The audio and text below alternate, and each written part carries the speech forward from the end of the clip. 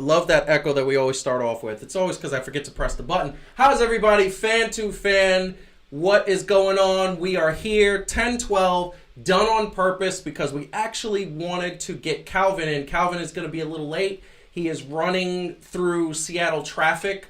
That is the problem with having a West Coast, sort of compadre, is that he is 3 hours behind. So we end up having this issue where, it's 10 o'clock here on the Eastern Seaboard, 3 hours Western time. So we're going to see if we could try to get Calvin in there and try to get him there. But in the meantime, you were stuck with little old me. I am Joseph Francis, J.R. Francis. I'll even go as far as to say J. Francis. There's a couple people. I've been Joe Francis as well. I think there's a lot of different names.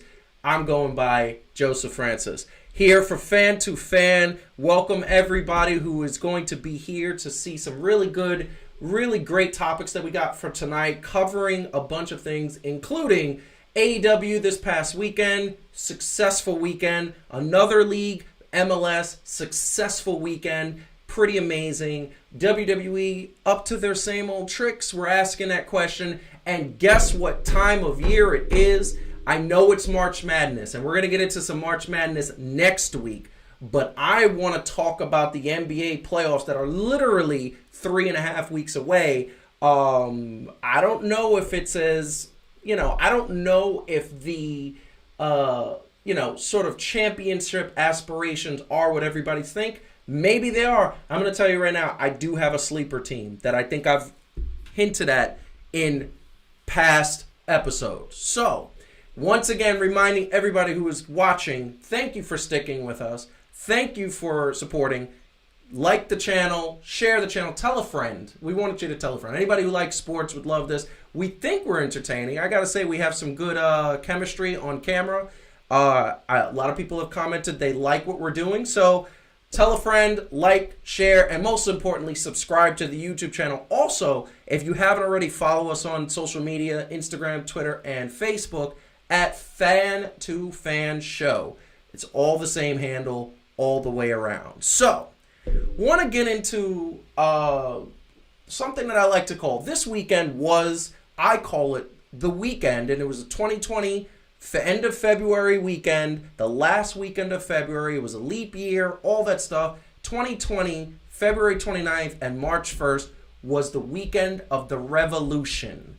That is the key word here. A revolution is something, in case you don't know, and of course a lot of you do know, but a revolution is something that is taking things by storm, changing the norm, making sure that there's something different that is happening with the establishment, happening with the things that are happening regularly. It's making something that's kind of boring and infusing life into it. Well, guess what? Saturday night in the wrestling business, we had a revolution, and I believe something to make everybody cause for pause that, wait a second, there is a better option out there for anybody who likes sports entertainment, and AEW is that option. We had live from Chicago, AEW Revolution, and if anybody hasn't watched AEW yet, you need to. This is really amazing wrestling. If you liked wrestling in the 90s and the early 2000s, I'll even go to the early 90s. If you liked wrestling then, it is exactly that, only I think the characters are better, the wrestling is better. I think it's so much better. Well, what we saw then was an amazing matches from a couple of favorites, a couple of people that people know. We saw the women get on, had a really great match. They got down and dirty. A high-flying match, a lot of grips. One of the best heels in the business, MJF. Oh my God, he was amazing. Cody Rhodes going toe-to-toe with him.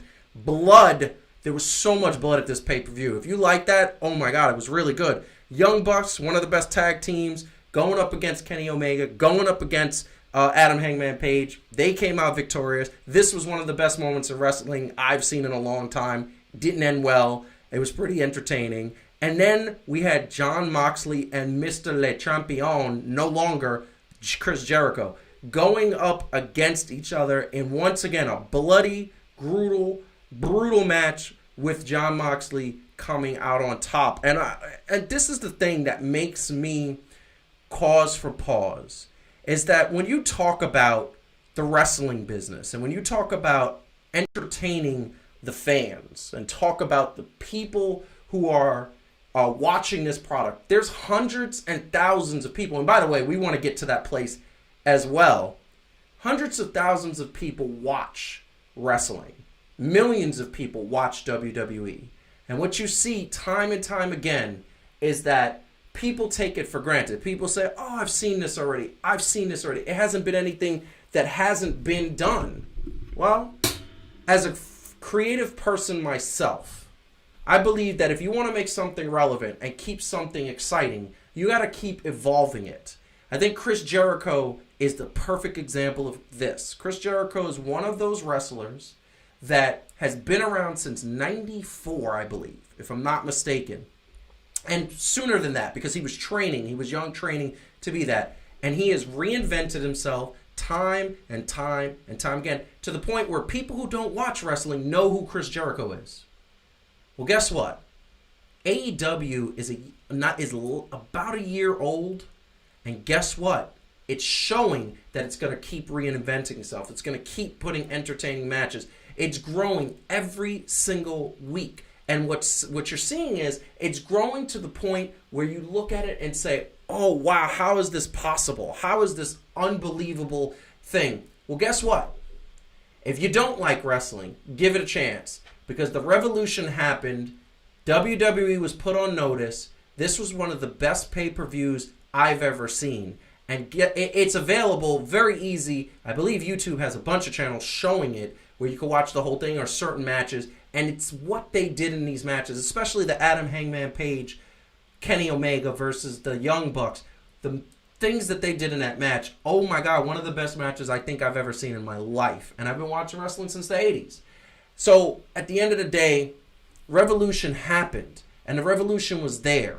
And the revolution was happening in a wrestling business that has gone stale. But I think that life just got injected into this. And I think that there were moments where I looked and said, holy smokes that we got this, and that it was so amazing that this happened. So what I want to say is definitely want to say hello to everybody in the chat. I want to say, feel free to say whatever you want. Say how you're doing. Got a bunch of people that are watching, bunch of people that are doing their thing. Want everybody to enjoy. The chat is part of this. Fan to fan is what, we wouldn't be anything without fans watching, and that's what we're growing every week. Make sure you hit the like button. Make sure you subscribe. So, AEW, once again, great match, great pay-per-view. Very interested to see where they're going to go for next. What is going to happen next? What is going to be something that is going to be like, can they evolve this product? We know Chris Jericho is going on tour with Fozzy. By the way, Judah is one of my favorite songs. I think it's Judas or Judah. One of my favorite songs. He has a new move, the Judas Effect. That's his finishing move in AEW. Once again, reinventing himself. And what's amazing is that he's going on tour, but he signed a 3-year contract, so he's going to be back. Jon Moxley is now the champion. He's going to be the champion going forward, obviously. And there's the big question I saw, one of the questions I saw so much was, who's he going to fight next? Well, if anybody who's in the chat watches AEW, feel free to give us what you think and a suggestion. But what I've heard is we're talking Kenny Omega, who obviously is worldwide, traveled the globe. He's world known, #1 wrestler, 3 years running. And what I say is that the problem with Kenny Omega is that he's so good. He's such a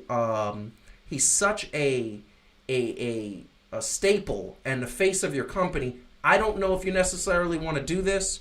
I feel like if they have another big pay-per-view, which I believe is going to be the Double or Nothing pay-per-view in May, coming live from Las Vegas, I believe you kind of might want to do it for that, because that was your very first pay-per-view. However, I wouldn't do it there, because I believe that when you're talking about wrestling and you're talking about storyline, if you're talking about creating story, if you're talking about movies, if you're talking about shows, if you're talking about characters, if you're talking about developing charisma and personalities, I believe that you can't have a good guy without a good bad guy. the bad guy makes the good guy and the good guy makes the bad guy, and you got to play off of each other. Well, I think the best bad guy in AEW is Pac. And some people say Pac. I'm going to say Pac, okay? Because to me, that just sounds cool. It reminds me of the late, great Tupac, okay? I'm going to say Pac. And Pac is, to me, the best villain in AEW, seconded by MJF. I just feel like MJF is, Maxwell Jacob Friedman is, and he was in that picture right there, kind of showing blood. Maxwell, what I say is that he is the non-stop, he's gonna be good, and his promos are amazing, and he's a good wrestler. But Pac, his promos are amazing. His wrestling is amazing. His intensity is amazing. And he looks like the type of person that is going to push Jon Moxley and that character to the limit. So what I say is, you start setting that up. You start building the way you built Jon Moxley up, the way you built Chris Jericho, and you started building that, and you start building up. That's what you do. That's what I think is a recipe for success. Interestingly enough, for the 12th week in a row, AEW is dominating in the ratings. They got NXT, which is the Wednesday Night Wars, by close to 200,000 viewers. And that's not even counting people who DVR, people who come back and record. They are really dominating. And this is the point that I say that WWE has to push, has to be pushed, and has to be taught that they're going to do something differently. So I want to say that it was amazing to me the way this crowd was into it from the beginning. And I'm going to go through those pictures again, because I definitely want to say that every moment that you saw where it was so intense, the crowd was in it. The crowd was standing on their feet. If you guys want to look something up, look up this moment that I'm going to show right here. Coming up, that's MJF right there. One of the best bad guys in the business. Cody and MJF had a great match. That's the blood. That was an intense scene. He actually won the match, by the way, which is amazing. I didn't think, based on that picture, you wouldn't think he won.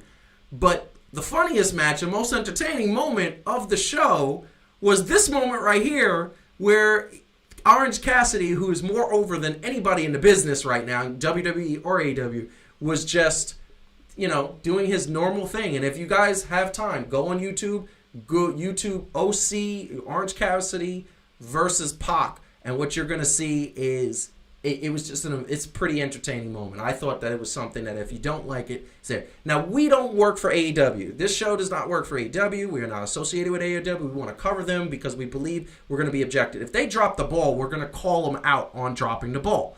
But here's the thing. They haven't dropped the ball yet. I don't think I've watched an episode where I say, oh, I can't watch this. This is boring. I haven't done that yet. So what's happening is that I think that it is amazing. And I want to give shout outs to the chat. And I want to say we got a couple of people in here. Like, it's amazing. I don't even know what that is. It's like a signal talking about Tupac and woo woo. Yeah. Walter, what up, man? Love you. Love you always. Love that you're in the chat. Feel free to be your normal self. And Maximilian, yes. What up, kid? I know you're watching. It's past your bedtime. Anyway. Anybody else chatting? Anybody else doing that? Want to say, remember to hit the like button. Remember to subscribe. Keep us going. Tell a friend. Share all that good stuff. So, I'm going to try to find out. We're going to do something a little different. I'm going to kind of go over to my producer, which, by the way, in the next 3 to 6 weeks, there's going to be some announcements with my producer. And she might actually get permission to be on camera. We'll find out with that, because she has a lot to say about the things that are going to happen. But have we heard from Calvin yet? No, not yet. Still waiting. Still waiting for Calvin? Mm-hmm. All right. Tell him, and by the way, I'm sure he has watchers and fans. Because Calvin is late, and I understand he's in Seattle traffic. Tell Calvin that if he don't get his butt on the camera, I'm going to come to Seattle and do something. He knows I love him. Calvin is one of my best friends since high school. And shout out to anybody from high school who is, there, who is in the chat, and people have been supporting me from my high school, from just over the life. I want to see, shout out to all of them. I want to say, yeah, and by the way, I just want to say that Walter saying good game.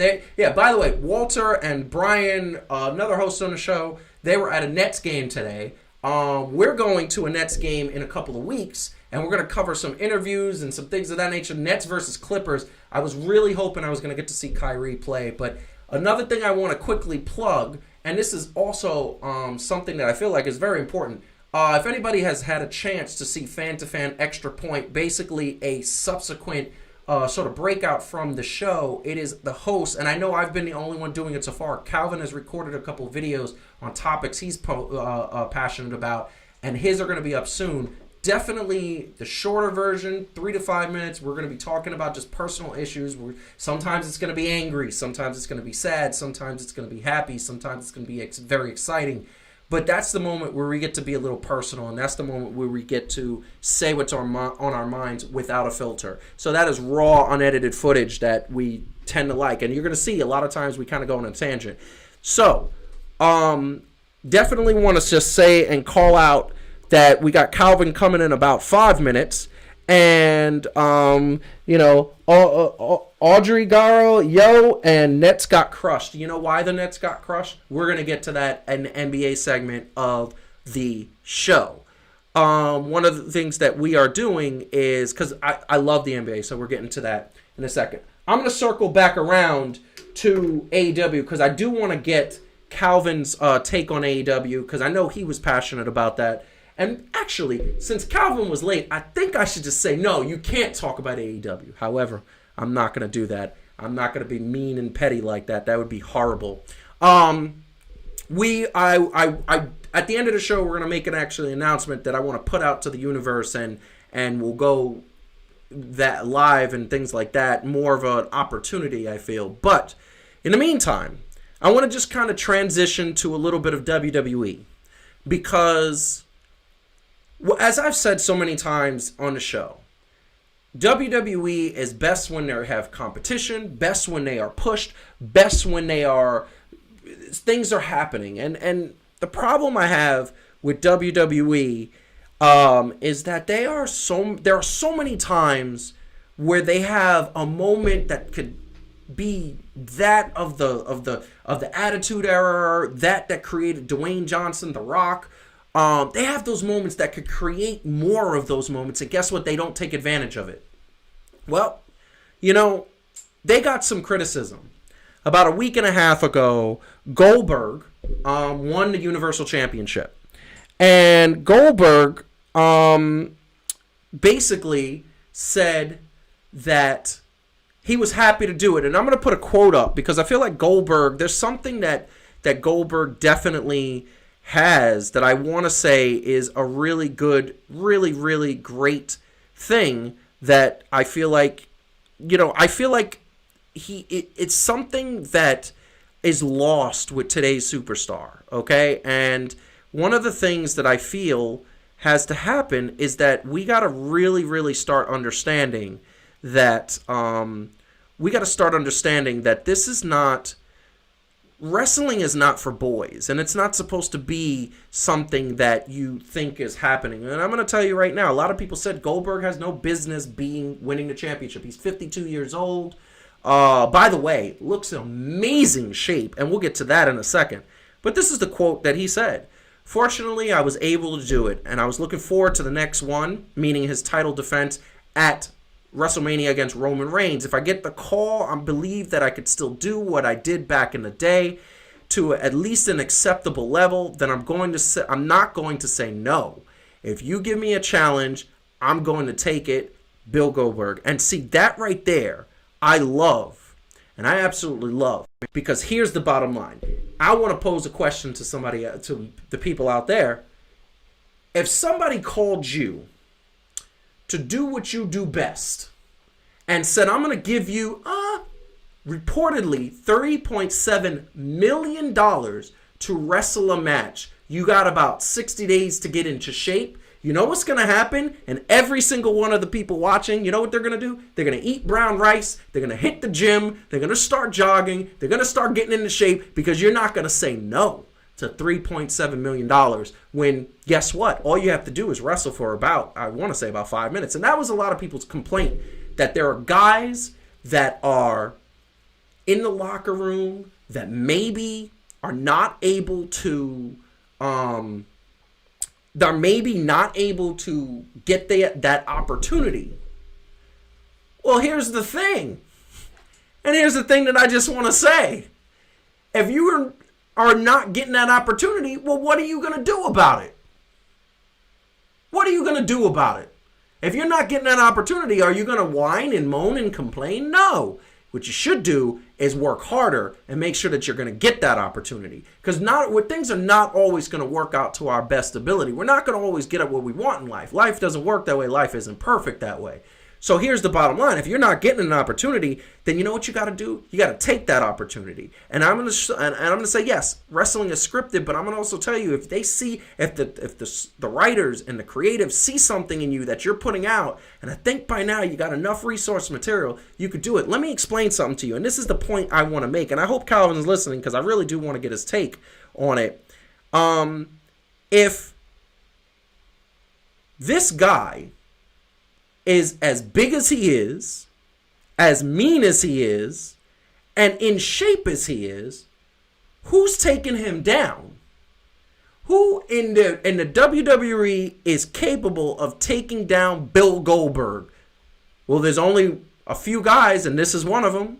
Yes, he's facing back, but Bill Goldberg's face is not that of somebody who is intimidated, is not that of somebody who is feeling sorry for themselves. It's that of somebody with confidence and with strength and with the ability to still do what he does at a high level. Yes, now, what I'm going to say, to be fair, to play devil's advocate, is yes, last year when he fought The Undertaker, that was a debacle. He dropped The Undertaker on his head. He had a concussion. He shouldn't have been wrestling. Here's the bottom line. Nobody's perfect. Even Sting, I was about to say the late, great Sting, he is not dead. He is alive and well. Love Sting. He's had some matches that didn't go well. Hulk Hogan had some matches that didn't go well. Ric Flair, had some matches that didn't go well. Triple H, The Rock, everybody's had it. And guess what? Here's the bottom line. And this is what I'm going to say. The Rock, there is nobody in Bill Goldberg, there's nobody besides 5 to 7 wrestlers that can take Bill Goldberg, because in my opinion, there's a lot of little boys. There's a lot of little boys. A lot of little boys. I'll name them right now. Brock Lesnar, yes. Roman Reigns, yes. And we're talking about people believable to put up a good fight. Not that they'll win. People believable. Kevin Owens, Randy Orton, can you go Drew McIntyre, especially with what he's doing recently, and a few, Bobby Lashley, and a few others, right? Yeah, look at who I just named. I named 5 guys that on any other roster, any other league, and forget about just wrestling. I'm talking sports. I'm talking football. I'm talking Bobby Lashley is still, if I'm not mistaken, undefeated in MMA. What? He fights for real. He fights for real. Bobby Lashley is an MMA. He's had 7 fights. I believe he's 7-0 or 8-0. He has not been defeated yet. And you're going to tell me that the guys whining about opportunities and everything and complaining are on the level of Bobby Lashley, a real MMA fighter? No. The answer to that is no. And when the fans booed Bill Goldberg, this was actually his expression when the fans booed him. He was laughing. He was laughing. He was laughing all the way to the bank. You know why? Because this doesn't faze him. He's a professional. He knows exactly what he has. He knows exactly what he wants. He's going after it. And at the end of the day, Vince McMahon, to all his credit, all his spite, because I do criticize him quite a bit. All his fanfare, Vince McMahon knows a man and a boy. And there's a lot of little boys out there in WWE and other wrestling leagues. And forget about that. In boxing, in football, in every sport, that they're boys, they're little tiny boys, and then when the men come around, you see the difference. You see the difference between the boys and the men. Okay? The men in football are hitting hard, getting up, getting hit hard, and they're getting up.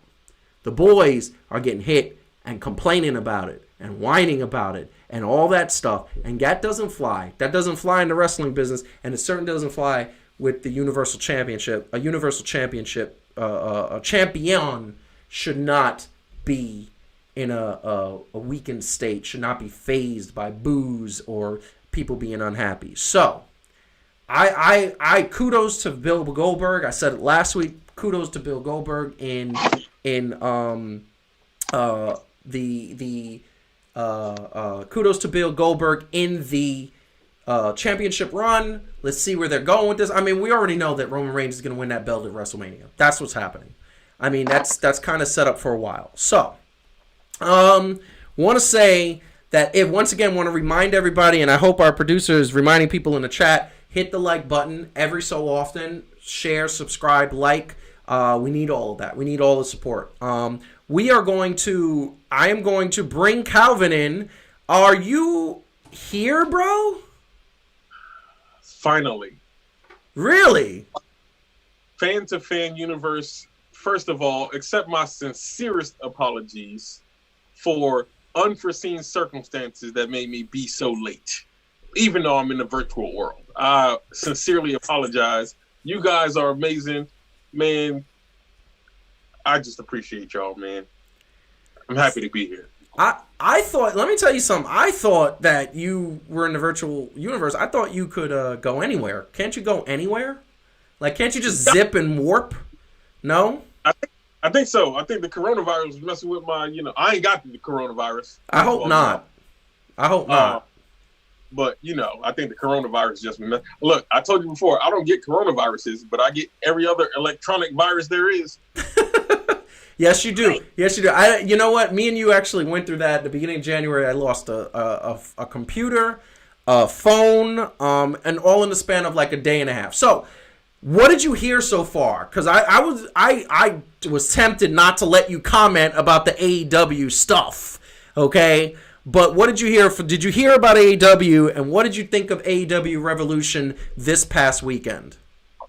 First off, Revolution was amazing. I know y'all hear me all the time when we talk about wrestling, talk about WWE and how much I love NXT, but man, Revolution was off the chains. That's what wrestling should be. And I'm going to tell you right now, did you happen to see, so what was your favorite match? Like, because that's the thing. I know my favorite match was Kenny Omega and Adam Hangman Page versus the Young Bucks. I thought that was the best match I ever seen, and me and you have been watching wrestling for 25 years. What was your favorite match? All day, every day, baby. That tag team match was phenomenal. Phenomenal. Like, the storytelling with how they had, Omega being pally-pal with the Young Bucks in the beginning, and Adam Hangman Page is like, yeah, bump that. I'm kicking butt. And then, they all got into, man, just the whole thing. Love it. And here's the thing. The one thing I'm going to say is that the crowd was so into it. The crowd was so into what was going on. The crowd was like, I want to say they was standing up the whole time. And I said that earlier. It was amazing. Now, we are at a place, and I'm going to leave I'll let you get back to AEW later because we got to keep it moving. What I want to say is, did you hear what I said about the Goldberg? Give us your take on the Goldberg situation. Fact that, and I'm gonna put that quote back up just in case you didn't listen to it and you weren't able to hear it. What do you think about that? You know what? I loved Goldberg 20 years ago. I'm still a fan of Goldberg, Hall of Famer, by far. Yeah. But the way that they did it, man, I'm not a big fan. I'm not feeling it. Like, congratulations to Goldberg. Be the champion. Be the best you can be. We can't take it back. But, man, I'm not a big fan of that. Like, I'm one of those people that's like, yo, why would you do this to The Fiend? He has so much momentum. You changed everything. I'm a fan from way back. Like, I don't feel that it was necessary for them to do that, man. Like, I know there's going to be some big marquee and it's going to be him versus the big dog and all this stuff. Nah. Oh. Yeah, look, I wasn't the one problem I had in that whole Bill Goldberg getting the title, because I didn't have many, because like I said, and I'm going to say the comment again. First, I'm going to say the one problem I had was that The Fiend had the momentum and he kind of got shite on. He really did. He really did. He really got shite on the whole time with this storyline, because he should have had that WrestleMania spot. And they got him going up against John Cena. And I'm like, what is John Cena doing here? Aren't you making movies? What is happening? Like, are you back? And by the way, just want to call this out really quick, and then I'm going to let you comment on that. I'm going to call this out really quick. Wasn't it John Cena who about 8 years ago, well, let's say 2013, was talking about rock, you're part-time, what are you doing here, blah, blah, blah, blah, blah. That's what they wrote in the story, and now he's doing the same exact thing. Yes, John Pot Cena is what I'm calling him. And if you don't know the reference, that's the pot calling the kettle black, baby. Yeah. He shouldn't have spoke so soon, because he definitely was like, part-timer, where you at? You ain't da-da-da-da-da. You can't see me. Yeah, we couldn't see you because you wasn't there, Buster. But anyway. Yes, that's 100%. That's 100%. Look, so fan-to-fan universe, y'all got to understand this. This was something that got to me so much, I had to call my brother on an off day and talk for an hour about how this just frustrated me. Look, here's the deal. WWE is pandering so much to a wider base, trying to appeal to everybody, that they just are not sticking with a direction. They're not doing anything. They're just coming in and going, I think this might make me more money right now. So cool, that's what we're going to do. We're going to scrap everything that we was doing. We're going to insult the intelligence of the people who've been rocking with us. Yo, WWE right now is kind of like the Knicks. Wow. I just want to say, anytime you're compared to the Knicks, that's horrible. That's pretty bad. That's pretty bad. And this is the thing. The other thing I'm going to kind of bring up, and now we're getting into a new topic that we haven't talked about. It's still WWE, but it is just one thing I want to throw out there really quick. Because you know what upsets me, and I haven't gotten into it yet, because we just got sidetracked. You know what upsets me? It upsets me to no end, is you got a part-time WWE champion in Brock Lesnar, okay? And not only is he part-time, whenever he faces somebody, I'm going to put these photos up of who he has faced and what has happened in these matches, and I'm literally going to say that every single time, okay, he faces somebody, this is what happens. He pulls an F5 out of his behind. Did it to Daniel Bryan, did it to Ricochet recently, did it to AJ Styles, which, by the way, AJ had that one. They should have booked it where AJ won, just like in New Japan Wrestling. They didn't do it. Did it to Finn Balor. Did it to Cain Velasquez, which I don't even know why he signed up for that. And then the biggest tragedy and travesty of all, which I was very upset. Like, me and Heidi were watching this, and we were upset when he did it to Kofi. Okay, and Kofi, they need to give that man some redemption, because the fact that he literally jumped on his shoulders and then got F5'd and the match was over. I don't understand how, once again, and this is the same thing you were talking about, Calvin, and you called me because you were upset about it, was the fact that they built Kofi up. It's Kofi's year, Kofi Mania, Kofi this, Kofi that, and then they just handed the championship over to a part-time fighter, a part-time poser, and I'm going to say it really quick, a part-time wrestler. They give him the belt. And they gave him the belt because the executives at Fox said, guess what? We want Brock Lesnar. We want box office, and he is box office. And my problem with Brock Lesnar is he's part-time, and he doesn't fight the big fights. And yes, he fought Seth Rollins, but you know what was funny? Every time The Fiend was around, why didn't they put them in the match? Why, when Braun Strowman was coming down beating people up, where was Brock Lesnar? Every time there was somebody who could give him a fight, he was nowhere to be seen for weeks at a time. for weeks at a time. Oh, the champion just don't fight. The number one champion on Raw is the United States Championship. Really? Because last time I checked, it was the WWE Championship. What say you about that? I will say this. I agree with you. If I could agree more than 100%, logically I would. I'm with you 100%. Here's especially about Brock Lesnar. This is what kills me. If you watch wrestling for any amount of time, when he actually was the next big thing, he was actually wrestling pretty good matches. Like, that's the crazy part, right? I get it. He goes up to UFC. He does this thing. They try to mark him as the beast. But the man could actually wrestle a match that's decent. But they keep on doing this whole squashing. Now, I'm not going to put too much into this. But, yes, he did it to AJ Styles. Yes, he did it to Daniel Bryan and Finn Balor. Do you notice that those three, they at least tried to play some, like, oh, they got some kind of momentum, or they found a way, but he still pulled off this miraculous F5. Why is it that he squashed Ricochet and Kofi Kingston? Now, I'm not going to go so far to go that, those are my melanated brothers, but we ain't going to go that far. Let me tell you something. Let me explain something to you, and I'm going to say this very clearly. Okay, I'm going to say it. So first, Ricochet had no button. They've been like Hornswoggle going up against Brock Lesnar, which, by the way, they've done.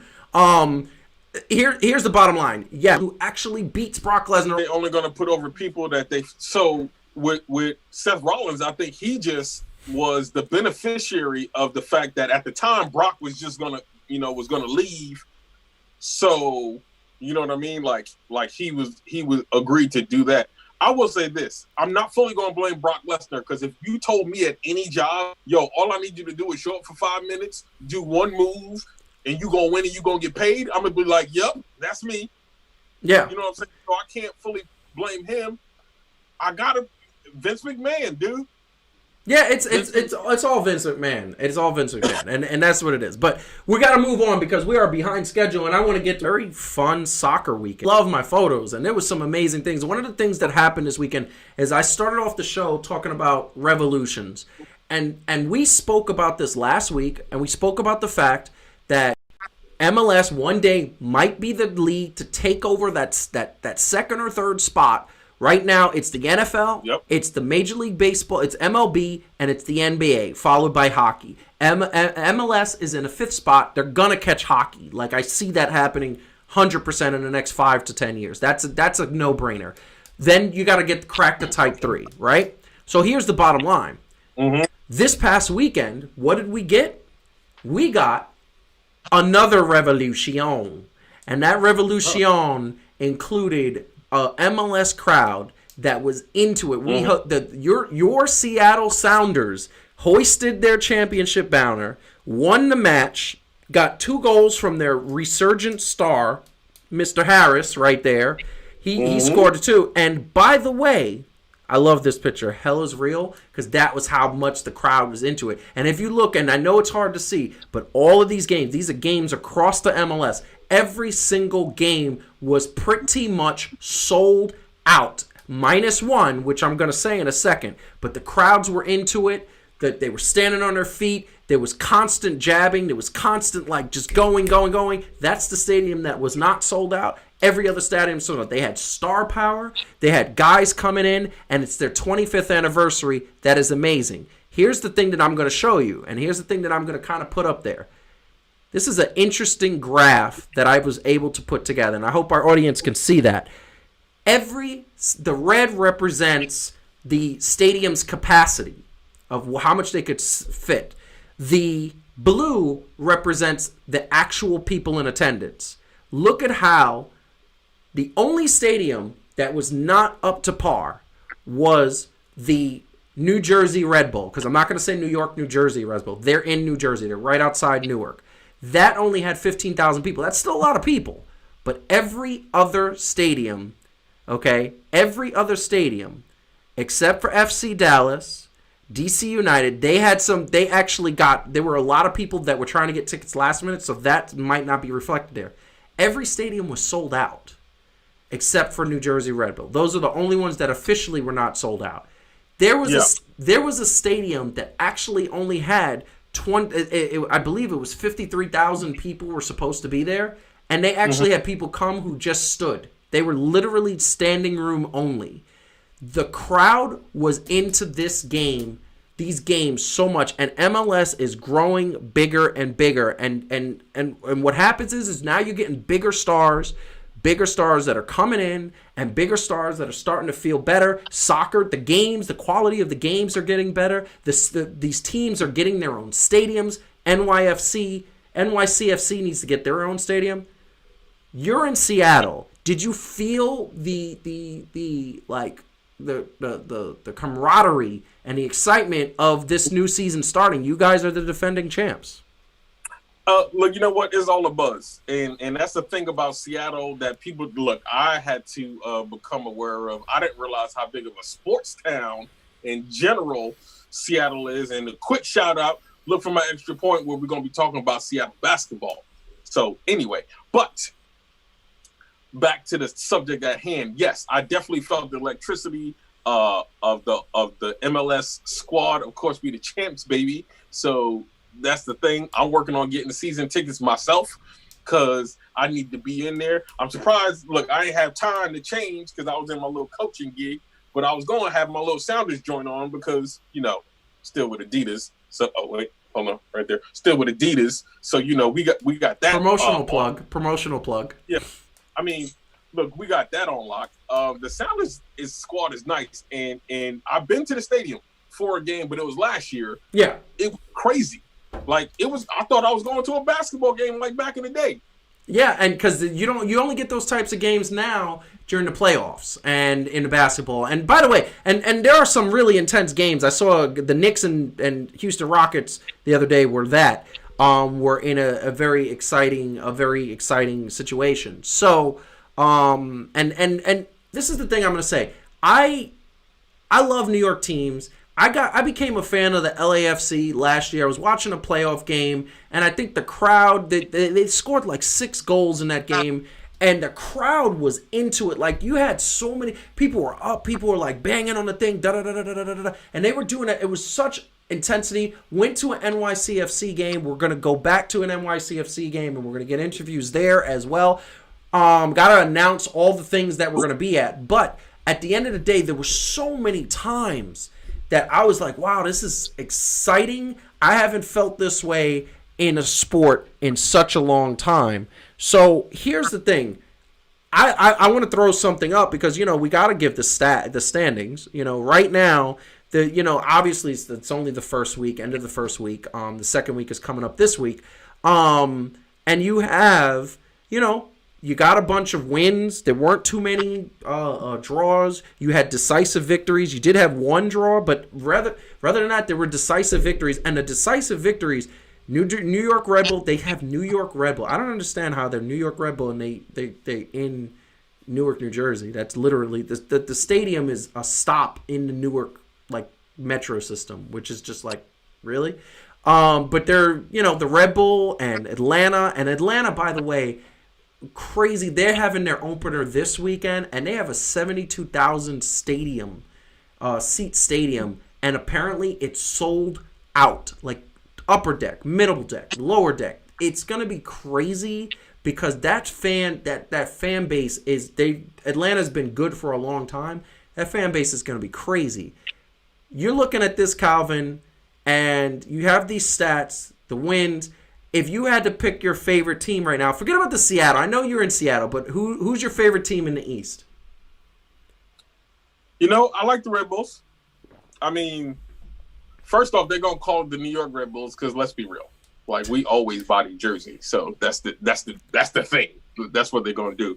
I think they had a good showing. I just look. I don't know. Maybe it's just the original hometown. Wishing, you know what I'm saying? But no, I do think that they have what it takes to go all the way. Hey, look, I'm trying to see a New York-Seattle finals. You know what I'm saying? Yeah, that would be interesting. I mean, I will say that I'm kind of NYCFC. The Red Bull has never grown on me because they are in New Jersey. But But I want to say they were the original New York team. That's what they were. They were 100% that. In the West, and this is interesting, in the West, you had some, Minnesota won their game, Kansas City won their game, Dallas won their game. Ew, boo, Dallas. I hate Dallas. No, in any way, shape, or form, I can't stand Dallas. And LAFC and Seattle won their games.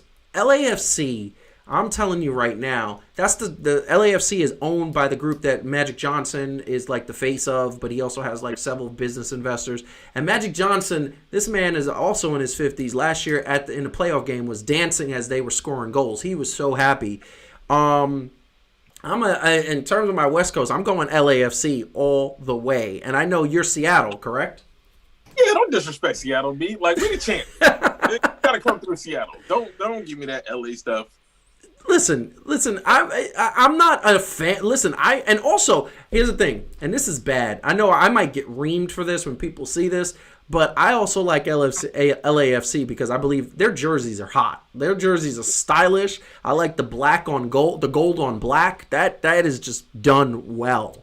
It is done well. I actually want to get a jersey. I will be, as a matter of fact, I will be getting an LAFC jersey. However, first I got to get an NYCFC jersey because that is like, you got to represent the team you like first and then go for the fashion. I do like the fashion. Do you know that I got, and I just want to put this out there, you know that I got reamed?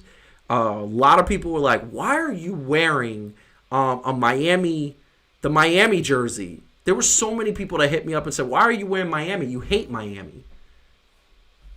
See, I think what they fail to realize is we come from a generation, from a time where if something was hot, you wore it and you repped it. Exactly. Not just NY stuff. So I get you. That's just the NY thing. Y'all gotta get used to that. I loved it. I love the Miami thing. I don't like Miami at all. Miami is not my, like, I don't like Miami, especially the Miami Heat. Like, what? Like the Dolphins, I could say, they suck. And the Miami Marlins, Derek Jeter owns them, so I'm like, I could kind of be like, they're not bad, I don't like them. You don't like the Houston Rockets. Those are the three that you just hate. And I got reamed. Let's not even go there with the New York Knickerbockers. I'm embarrassed by basketball, and we ain't gonna talk about all their other crap. But I feel you. I feel you 100%. And here's the thing, and I just want to kind of put this out there. A lot of people were asking, am I going to talk about Spike Lee? We are going to talk about Spike Lee next week because I feel like there's more to be developing from this story. I want to see, what happens after he basically said the Knicks are lying. So we're going to wait. We're going to hold off on that story, and we're going to put it out there. Definitely, and I want to say, and I believe you share this feeling, Calvin, we both believe that he was treated unfairly. Oh, yeah, definitely. So, okay, moving on, and this is the big caveat. And once again, if you are watching right now, please hit like in the chat. Please hit share. Definitely everybody who is watching. And if you can't watch it, and if you can't watch this live, we're going to be breaking out the segments, all the subjects later on. We definitely need you to put out the word there. But in the meantime, hit like, tell a friend, and definitely subscribe to the channel. We need more subscriptions all over the place. Now, getting to Mr. NBA, okay? We are going NBA. It is 3.5 weeks till the season is over. And we are talking season is over, and we're talking playoffs. And I'm gonna tell you right now, one of my favorite things is Allen Iverson saying playoffs, playoffs. That was the coach, and he was like playoffs. That was the coach, the football coach, talking about playoffs, and Allen Iverson saying, "Man, I ain't talking about playoffs. I ain't talking about practice. I'm doing practice. We're talking about playoffs. It's all about the playoffs, right?" So exactly. We are now, let's say, 3/4 away through the season. NBA is 3/4 through the way. It is gonna be a situation where Teams are rising up. Teams are doing what they have to do. They're going to start playing real basketball. Injuries are piling up. By the way, speaking of injury, your boy is coming back this week, right? Thursday? Oh, yes. Steph is coming back. Steph is coming back. My man Calvin picked him number 1 in our fantasy draft. Everybody was freaking out. Like, why did you pick him? He got injured 3 games into the season, never recovered. And by the way, you never put him on the injured reserve. I have faith. What the? Anyway, but he's coming back, so I will do that totally. So I want to throw this graphic up here, and I want you to. I put this graphic together, and it was something that I wanted to do, and the graphic basically says, it kind of highlights the playoff situation, or what I believe the playoff situation is. And I want to get your take on Calvin. So basically what it represents is the bigger the logo, the more the chance they have of winning the championship. Okay, and as you know, you go all the way down to the bottom, and there's the Lonely Knicks and the Golden State Warriors and the Cavaliers and the Atlanta Hawks and the Suns and all those desperate teams, those horrible teams. And then there's a bunch of teams mired in the middle. And then it's the real contenders. Those teams at the top, in my estimation, in my belief, are literally the favorites to win the championship. What say you? Let's see. Take your time with that one, because I want to get some good. I want you to. This is the moment I need. I'm going to have you on the record, because I don't even think we got your playoff pick. No, I'm not sold on the Bucks. And don't get me wrong, this is not a disrespect to the Bucks or anything else like that. I don't think it's a lock as people may be thinking. And I don't know what everybody is thinking. But what people might be thinking about Giannis and the Bucks having it on the lock, I kind of think that Boston is going to come out. Or even, no, Boston. Boston is who I think, or Toronto, sorry. Boston or Toronto, I think just with everything is going to come out of the East. That's what I'm saying. So Boston and Toronto are going to be in the East. You do realize that on this graphic, I got Boston. Boston's there. Don't get me wrong.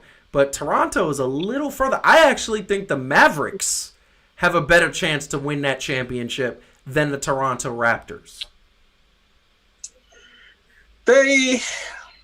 I think, look, KP is starting to be who we knew that he was when he was with the Knicks. He was never a he was always balling out of control.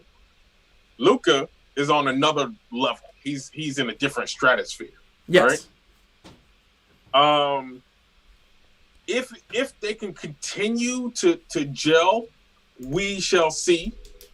Because here's the deal, especially nowadays, the regular season is not that it doesn't matter. I know a lot of people say, regular season don't really matter. It's all about the playoffs. Because I think how you play during the year is going to have a you know what I mean? Is going to have an effect on how you gel in the playoffs. Of course. The Mavs got a chance. I didn't really get to the West yet. So hold on, before you go any further, I'm going to put up the standings right now, because right now you got that, those Bucks are like killing, they're just rolling over people. And right now the playoffs started. You got Bucks versus Orlando, Toronto versus Brooklyn. I feel like there's no surprises there. There's no way any Brooklyn or Orlando is going to do well against those teams.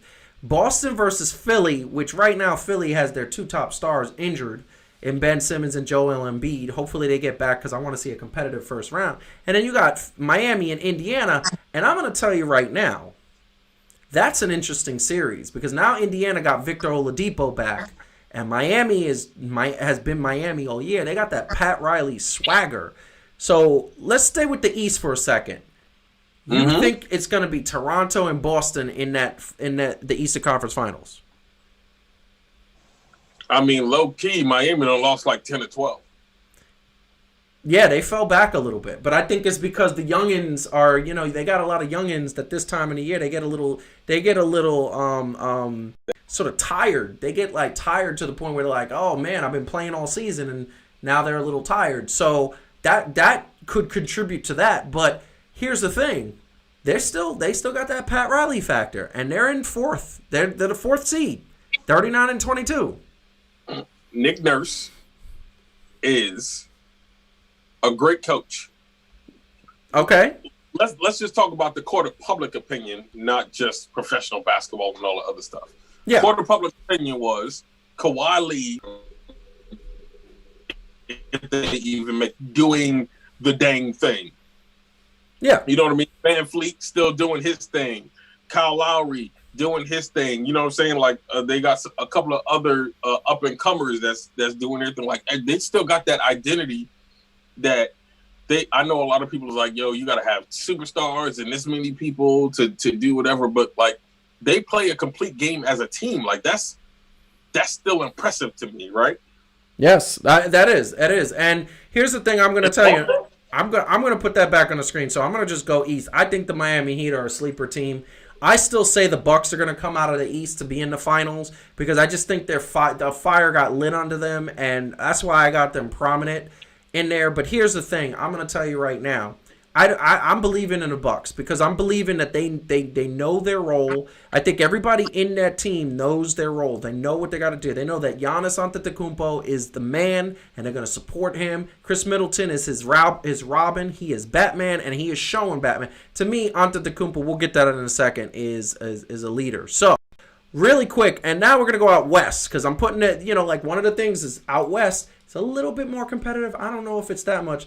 In my opinion, we only got 3 contenders in the West. What say you? Because my contenders are Lakers, Clippers, and the Mavericks, which I know a lot of people saying, Mavericks? Like what?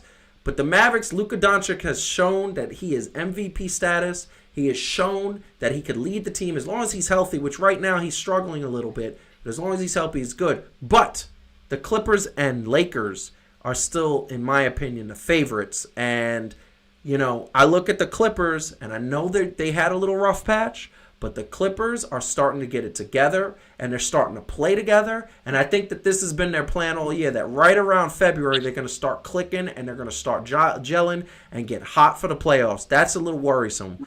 What do you say about that? I love the makeup of the Clippers team.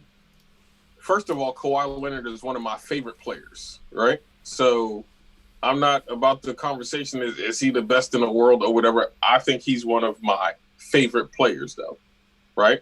Yeah. I will say that. So with that, I mean, I think he's proven, right? Paul George, although he's been a little shaky, he's definitely a star. And the rest of the Clippers, though, like I know they talk about like real quick, like Kyrie and and then you add them onto the Nets and they're going to be something. But the Clippers was already a problem last year without real stars. Like, yeah, I think that if they can, gotta love Wi-Fi. Playoffs enough to really, you know what I mean? Like that. That they're legit to come out of the West. I think they got enough to get to the finals because LeBron is there. Like that's just kind of proven. So who's your pick to come out of the West? Clippers. So you got Clippers versus Toronto. Or Boston. Come on. No, don't do that. Don't do that. I'm going to call you to the car. Don't be coming out and saying who he or she. I want you to pick one. Can't be 2 teams. Last time I checked, they can't be having triple threat matches in the finals. I told you they should have WWNBA. But anyway. Really? They're going to have 15 people on the court at the same time? Hey, it'll be like an elimination chamber. No. Pick one. Pick one. Boston or Toronto. Pick it. I'm not letting you go until you pick one. Pick one. Boston. Jason Tatum is balling out of control. Jaylen Brown balling out of control. My man Kemba Walker balling out of control. All right. All right, so that I'm going to say this, and this is what I'm going to tell you. Right now, if the playoffs started, you'd have the Lakers versus Memphis. And by the way, Memphis showed that they can beat the Lakers. That's a scary first-round match. You got the Clippers versus the Mavs. That's another scary matchup. You think the Mavs are going to just go down quietly against the Clippers? That's scary to me. Oklahoma City versus Denver, and Houston versus the Jazz. I'm going to tell you right now, I have no faith in Oklahoma City, Utah, Houston, or Denver. I have no faith in Memphis because they are young. Although next year and the year after, they're going to be studs. This is the bottom line. I would not be surprised. And here's the thing. And this is breaking news for anybody who's watched the show.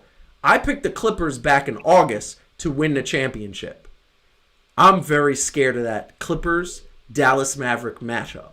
I'm scared of it. If Luka Doncic is healthy and Kristaps Porzingis is healthy and these guys are ready and they're coming in and there's other players, Tim Hardaway Jr. is a role player, here's the thing.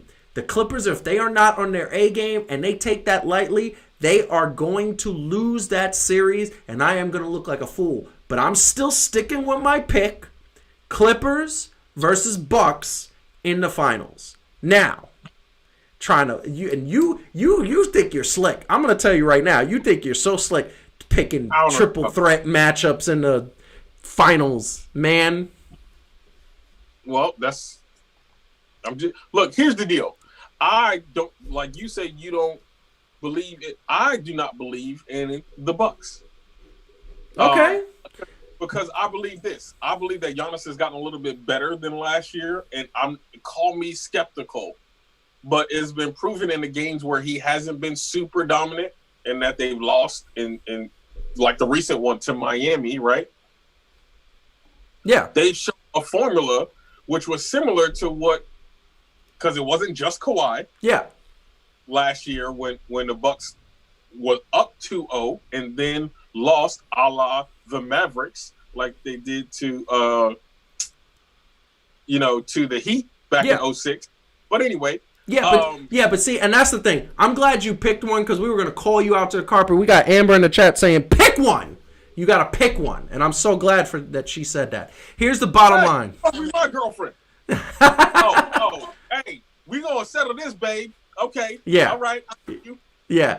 You're going to come out of virtual world and get her. So this is what I'm going to say.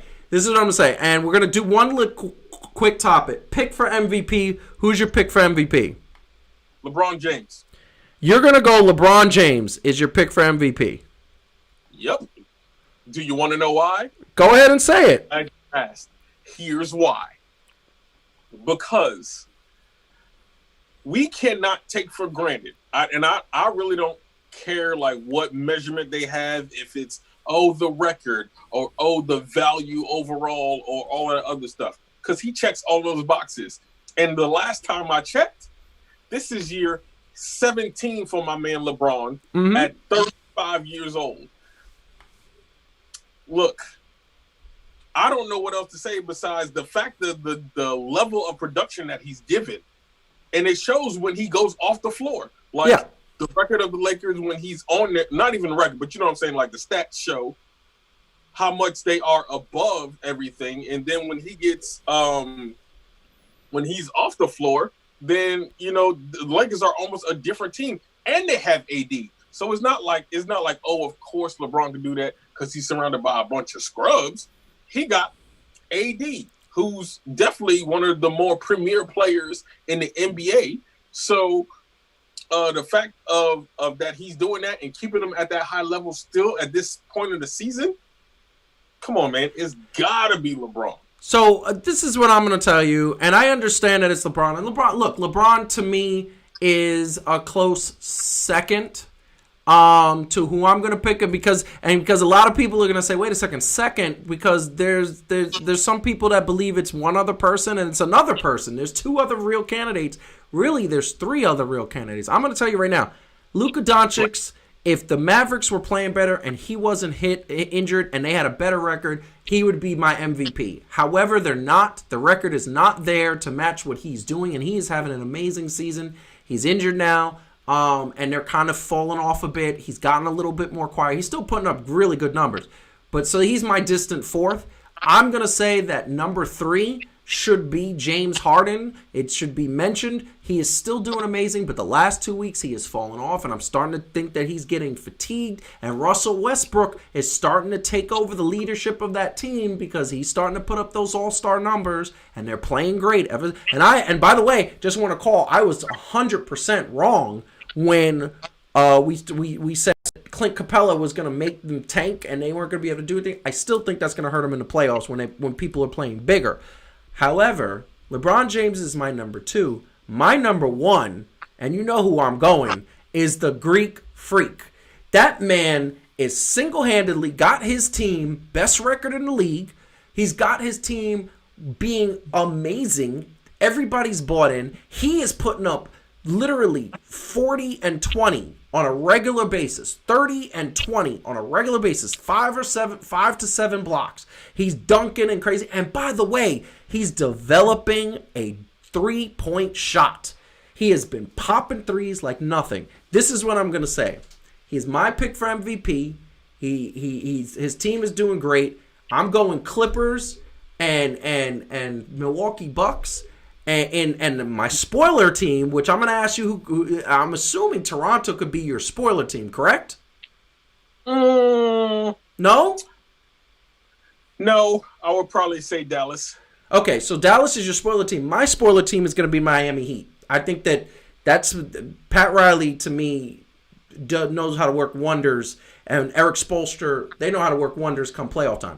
So that's my spoiler team. So spoiler team is Miami Heat. MVP is Giannis Antetokounmpo. Clippers versus Bucks in the finals. Your spoiler team, Dallas. Yes. And you got Boston versus Clippers. Yes. And then you got your MVP is LeBron James. LeBron James. Okay, so we're gonna have that on our record. We're gonna see who is correct. Now, Calvin, I'm giving you the floor. Explain to the people why you were late. Look, like I said, I apologize. Outside of here, actually, I'm part of leadership in a homeless program that we got around here. There was just some complications with that. Yep. Traffic around here actually really sucks. Yes. And so I've been there. It sucks. Just between those two things, like I said, I really do apologize, but had to handle some business and step in and do some things. I usually have my Wednesdays cleared. Y'all know that because fan to fan is where it's at. You know what I mean? Like I said, I do definitely appreciate y'all. I love talking sports. I love doing this thing. I love apparently getting heated. And one of these days I'm going to go off on these dang on Knicks. But yes, that's the reason why I was late, was because I was handling other responsibilities that I had that ran over into the time. I sincerely apologize, and I ask humbly that y'all forgive me. I think they forgive you. I know I forgive you. We forgive you. I just want to say that this is, look, we have such a good time, and we, like I said, we want to grow this so that way we are getting hundreds and hundreds and thousands, and we're going to continue to grow this. We have a good time doing this. So we are getting late. It is late. We have 10 viewers that are sticking with us, which is not bad, and we appreciate that. And I know that at one point I looked over and it was 14 viewers. So, like, hey, I'm happy with that because at the end of the day, we're going to continue to get that number up and up and up and up. That being tell your said, friends about us. What?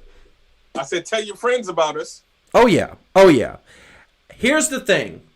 Next week, we will be on. Next week, we are going to tackle Spike Lee. I want to get some more feedback from that. Next week, we are going to definitely put the word out that that's going to be one of our topics. I want to talk a little spring training, and and by the way, you know what is this Sunday, right? Wait, this Sunday. Refresh my memory. It is WWE Elimination Chamber. Oh yes. Now, Elimination Chamber, and I'm going to tell you right now, I don't think there's going to be many surprises. So that's going to be sad. That being said, we appreciate everybody coming out, and we appreciate everybody staying with us. Calvin, say a last goodbye. You know what? Hey, love you guys, and you notice we out of here like Seattle basketball, baby. Ooh, wow. Too soon. too soon. That was just mean. That was mean. But we're gonna get to that in a few. So definitely want you guys, if you haven't heard yet, like, share, subscribe to the channel. Also check out Fan to Fan Extra Point. It is definitely something that you should check out. Like us, share us, subscribe to us, follow us on Fan to Fan on Twitter, Instagram, and Facebook. And make sure you're always loving sports and being passionate about it, because sports is what brings us all together. Stay healthy. Wash your hands. Wash, wash, wash. There's something you guys got to check. I got to plug this. The Vietnam washing your hands song. That is amazing. We might show that next week. Wash your hands. Stay healthy. Make sure you stay safe. To all the Fan to Fan people out there, peace out, people. Peace.